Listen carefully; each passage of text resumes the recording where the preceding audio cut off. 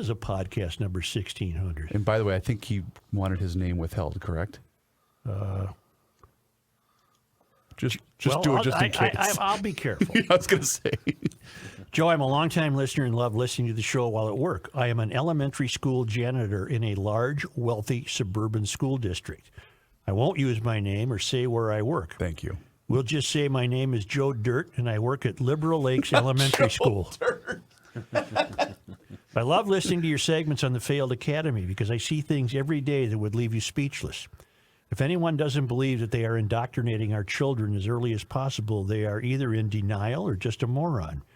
They shove racial identity stuff down their throats starting in kindergarten. To prove my point, I have attached a photo of a bookshelf in a kindergarten room so you can see the books that are available to 5-year-olds. Someone needs to tell these people that a typical 5-year-old just wants to play with Legos and Hot Wheels. They have no idea what inclusion and diversity are. Then there are the behavior problems. Temper tantrums, or meltdowns as I call them, are virtually a daily occurrence. It is shockingly common for a child as young as 5 to scream the F word at an adult or another student. Wow. It happens all the time. What? You heard me.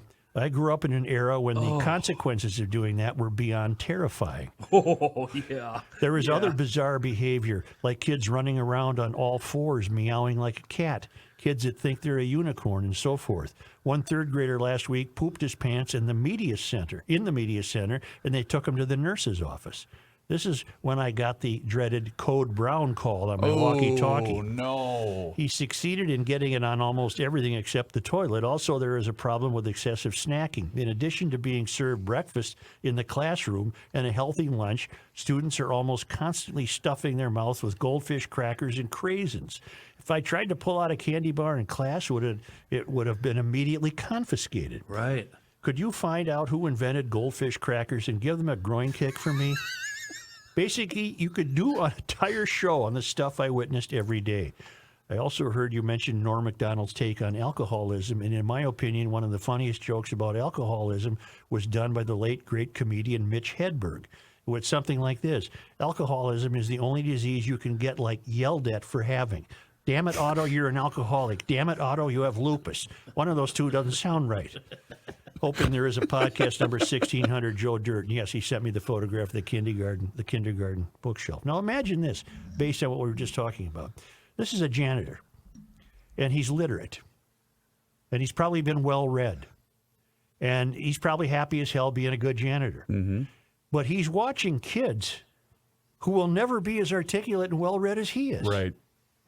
Yeah. These spoiled, I know exactly what you're talking about. This is terrible. This is terrible. And the decline will just continue. I feel for you, brother. Yeah. How old are they? What are you talking to me? Boys? Oh, Yeah, 10 and boys? 7. And so here's what I was going I'm to say. giving you the answer, and you better do it. What do you mean? You got to send them to a private Catholic school. Yeah. Period. Private or homeschool. The- One of you has to step up. I'm lucky. The elementary school that they go to is phenomenal. Oh, okay. Carver Elementary is a very, very good school. By the time they get into high school, I get it. It'll be insane. But here's what I was going to say really quick, Kenny. I'm sorry. We had our first football practice on last Sunday, okay? Just hang with me. Football, the kids' football. Like flag football. Yeah. Flag football.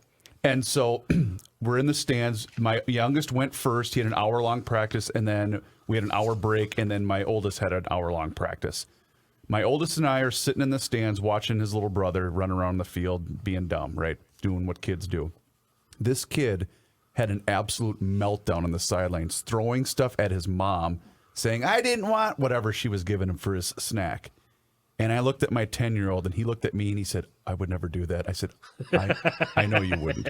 And I just thought, I see crap like this all the time with kids that are the same age as my boys. Yeah. And the mother didn't do anything.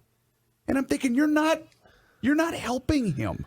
No. This behavior is just going to continue to fester and get worse. Sorry. I have the info for Joe Dirt. Originally invented by Oscar Cambly, a Swiss biscuit manufacturer, Cambly, in 1958 to celebrate his wife, who was a Pisces. Goldfish snacks were introduced to the United States in 1962 by Pepperidge Farm.